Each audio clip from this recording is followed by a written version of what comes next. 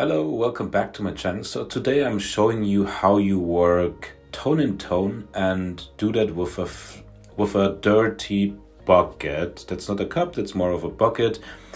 I'm using different pouring mediums actually. I use a glue, I use overthrow and a latex binder, and I use Amsterdam paints. And yeah, my theme is sea colors, and yeah, just watch. And I think that's a very cool way to actually create a contemporary piece with not too much detail, but that really just looks great in an interior. And yeah, have a try on that.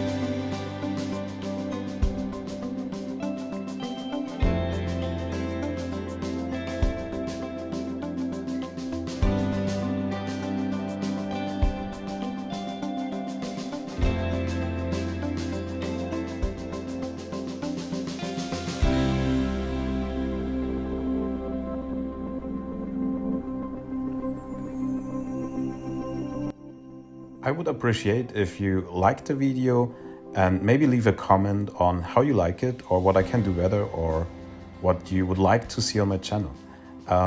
Until next time, bye!